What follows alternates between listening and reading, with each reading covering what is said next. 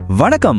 இன்னைக்கு நாம பார்க்க போறது ஒரு செம்ம த்ரில்லான நம்பவே முடியாத ஒரு ஐபிஎல் மேட்சை பத்தி. ஒரு டீம் வெறும் 159 ரன் அடிச்சிட்டு அதை வச்சு எப்படி ஜெயிக்க முடியும்? அதுவும் ராஜஸ்தான் ராயல்ஸ் மாதிரி ஒரு டீம் லக்னோ சூப்பர் ஜெயின்ஸை எப்படி வீழ்த்தினாங்க? வாங்க இந்த ஆட்டத்தை முழுசா அலசி பார்க்கலாம். முதல்ல இந்த நம்பரை பாருங்க, 159. இப்போ இருக்கிற T20 ஃபார்மேட்ல பேட்ஸ்மேன்கள் சிக்ஸர் மழை பொழியிற இந்த காலத்துல 159 ரன்லாம் ஒரு ஸ்கோரா? பெரிய பெரிய பேட்ஸ்மேன்கள் இருக்கிற லக்னோ டீமுக்கு எதிரா சான்ஸே இல்லைன்னு தானே மனசுல தோணுது. ஆனா அங்கதான் ஒரு ட்விஸ்ட். நம்பவே முடியல, ராஜஸ்தான் இந்த ஸ்கோரை டிஃபெண்ட் பண்ணி ஜெயிச்சிட்டாங்க. அதுவும் இந்த சீசன்லயே ஒரு சின்ன ஸ்கோரை வெற்றிகரமா பாதுகாத்த முதல் டீம் என்ற ரெக்கார்டையும் படைச்சிட்டாங்க. சரி, இதை அவங்க எப்படி சாத்தியமாக்குனாங்க? அதுக்குள்ளதான் இந்த போட்டியோட மொத்த சுவாரஸ்யமும் அடங்கியிருக்கு. சரி, இந்த அசாத்திய வெற்றியை நாம சரியா புரிஞ்சுக்க ஒரு 5 முக்கியமான விஷயமா பிரிச்சு பார்க்கலாம். முதல்ல அந்த ஷாக்கிங் வெற்றி எப்படி வந்ததுன்னு பார்ப்போம். அப்புறம் ராஜஸ்தானோட பவுலிங் பிளான் என்ன, லக்னோவோட பேட்டிங் ஏன் சரிஞ்சுது, இந்த மேட்சோட ஹீரோஸ் யாரு, கடைசியா லக்னோவால இதுல இருந்து மீண்டு வர முடியுமா? வாங்க ஒவ்வொன்னா பார்க்கலாம். ஓகே, முதல் பகுதிக்குள்ள போலாம். ராஜஸ்தானோட பவுலிங் மாஸ்டர் கிளாஸ். ஒரு தற்காப்பு நிலைமையில இருந்து எப்படி அவங்க தங்களோட பந்து வீச்ச ஒரு கூர்மையான ஆயுதமா மாத்தி மேட்சை தலைகீழா புரட்டி போட்டாங்கன்னு பார்ப்போம். ராஜஸ்தான் கேப்டன் ரியான் பராக் என்ன சொன்னாருன்னே கேளுங்களேன். பேட்டிங்ல நாங்க ரொம்பவே சொதப்பிட்டோம், ஒரு 180 ரன்னாவது அடிச்சிருக்கணும்னு அவரே ஒப்புக்கிறாரு.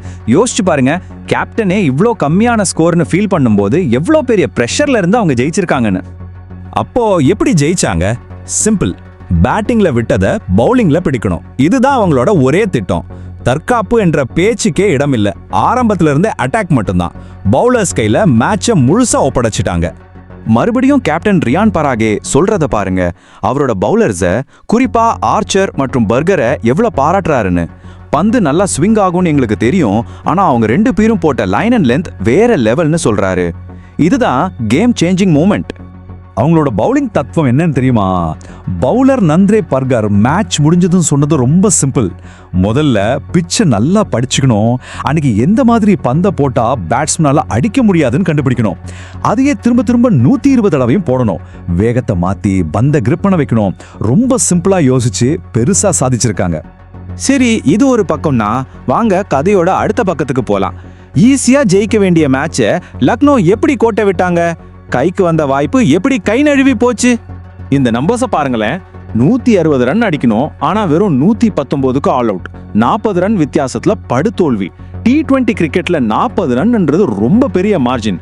என்ன நடந்ததுன்னே புரியாத அளவுக்கு ஒரு பேட்டிங் சரிவு.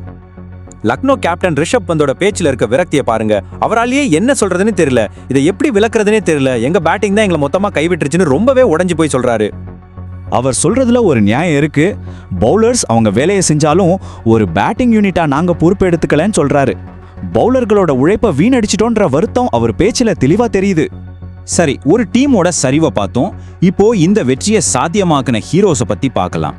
யாரு அந்த வித்தியாசத்தை ஏற்படுத்திய வீரர்கள்? வாங்க அவங்க மேல ஸ்பாட்லைட்டை திருப்புவோம். முதல்ல இந்த மேட்சோட ஆட்ட நாயகன் ரவீந்திர ஜடேஜா. அவரோட பேட்டிங் இல்லைன்னா ராஜஸ்தான் டீமோட ஸ்கோரே இந்த அளவுக்கு வந்திருக்காது.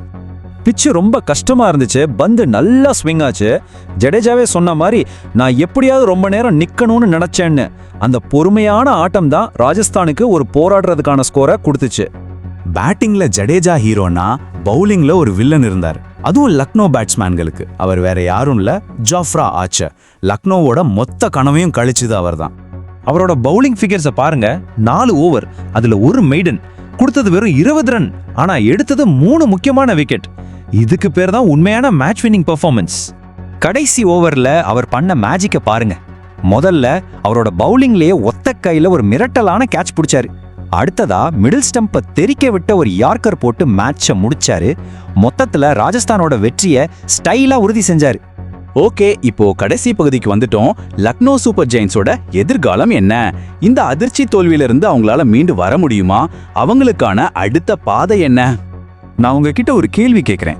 எந்த டீமுக்குமே ஹோம் கிரவுண்ட் ஒரு பெரிய பலம், ஆனா லக்னோவுக்கு அது உண்மையாவே பலம் தானா? அவங்களோட ஃபார்ம் அங்கே எப்படி இருக்கு? பதில் இந்த நம்பர் தான், 7. ஆமாங்க, லக்னோ அவங்க ஹோம் கிரவுண்ட்ல தோத்த தொடர்ச்சியான 7வது மேட்ச் இது. நினைச்சு பார்க்கவே ரொம்ப கஷ்டமா இருக்கு. இந்த லிஸ்ட்டை பாருங்க. ஐபிஎல் வரலாற்றிலேயே ஹோம் கிரவுண்ட்ல தொடர்ந்து தோத்த அணிகளோட மோசமான பட்டியல்ல இப்போ லக்னோவும் 3வது இடத்துல இருக்கு. இது ஒரு டீமுக்கு மனதளவுல எவ்வளவு பெரிய பிரஷர் கொடுக்கும்னு யோசிச்சு பாருங்க. ஆனா இவ்வளவு நடந்த பிறகும் கேப்டன் ரிஷப் பந்த் நம்பிக்கையோட இருக்காரு. பிரச்சனைக்கு தீர்வு வெளியில இல்ல, நமக்குள்ள தான் இருக்கு. எங்க டீம்ல திறமைக்கு குறைச்சல் இல்ல, கண்டிப்பா கம்பேக் கொடுப்போம்னு உறுதியா சொல்றாரு. லக்னோ டீம்ல திறமையான வீரர்கள் இருக்காங்க, அதுல எந்த சந்தேகமும் இல்ல. ஆனா இந்த தொடர் தோல்விகள் உருவாக்குற மன அழுத்தத்தை தாண்டி அவங்களுக்குள்ளேயே அந்த பதில்களை கண்டுபிடிக்க முடியுமா? இந்த சீசனை மாத்தி அமைக்க தேவையான அந்த ஸ்பார்க் அவங்களுக்கு கிடைக்குமா? இதுதான் இப்போ அவங்க முன்னாடி இருக்கிற $1 மில்லியன் கேள்வி.